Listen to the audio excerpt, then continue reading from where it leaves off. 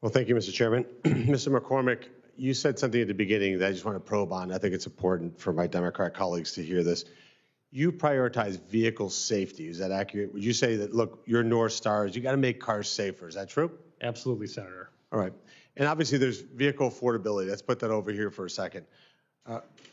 Senator Lujan mentioned different autonomous vehicle levels. There's 0, which means the car basically is old school, no assistance, level 1, level 2, level 3, level 4, level 5, no steering wheel. You jump in the car and off it goes.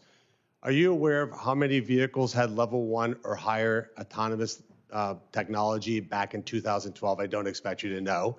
So I'm going to give you the answer. 3 models. So 1, 2, 3 cars featured it as optional equipment. Why do I point out 2012 model year cars? Like, who cares? That's the average age of the car today in America. That means half the cars on the road are older than 2012. Since 2012, 16 million vehicles have been made with more than level 1 autonomy. So how is affordability and safety tie in together? You make cars more expensive, people will keep their cars longer. Is that accurate? That is what we've seen, Senator. Certainly there have been, the age of a car has been pushed back in America. Some of the features that have been added certainly do add to the cost of the vehicle. And people don't have unlimited budgets when they come buy a car, right? So they don't just go in and say, I'll take every option. Would you agree?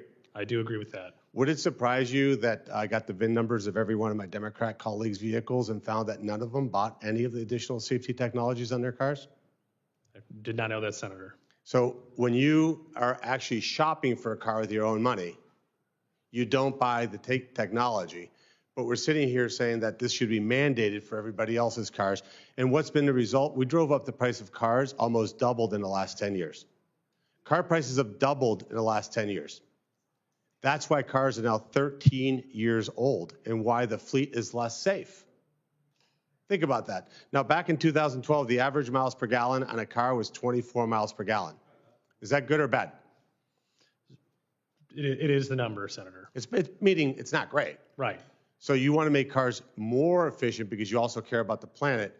You would say, well, let's have cars be newer. That means more affordable cars. So here's my main question to you, Mr. McCormick.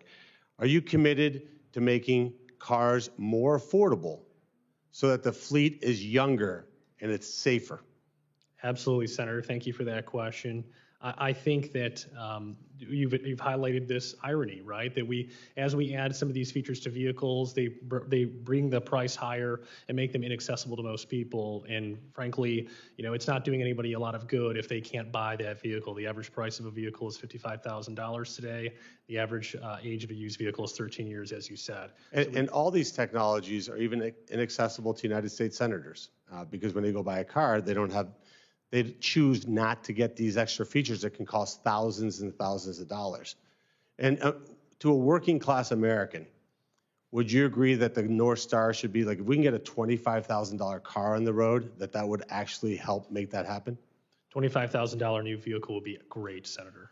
How is that possible when you are forcing car companies to put an impairment detection device in a car that would cost thousands of dollars? That, by the way, has a failure rate that is significantly high. That doesn't mean that you encourage drunk driving. It means that you have a thought process that says, I can't force a technology that's going to cost thousands of dollars on a car that's going to prevent people from being able to afford cars. Because these technologies typically become available on very expensive automobiles because those customers, there's a lot more price elasticity. Would you agree? It does make sense to me, Senator. Let's talk about EVs, AVs. Last 4 years, we had a reign of terror on electric vehicles. None of my Democrat colleagues have been able to answer the question for me as to why they voted to give millionaires who are leasing luxury electric vehicles $7,500 of government money. Just want to process that. Mr. McCormick, I ask you, you're a policy guy. Is that good public policy that a very wealthy person should be able to lease an electric Rolls Royce and have the federal government give them $7,500? It seems like people who have significant resources that probably shouldn't receive a government benefit. Shouldn't? I'd say no. Yeah. Let's say 0. But yet we did that. I just don't understand why. I don't understand the rationale behind that. Mr. Edwards, I'll shift to you. How stressful is it to be an air traffic controller? Senator, thanks for that question. I don't have any personal experience doing that. That is a highly critical safety function, and I've been around aviation a long time. Yes, that is a stressful. So for those of us who have maybe attention issues, if you're sitting in a dark room in front of a computer and you got to be totally laser focused, because if you don't, you make a mistake, you're going to have people die. That's a stressful job in and of itself. What does it feel like to an air traffic controller who hasn't gotten paid in over a month?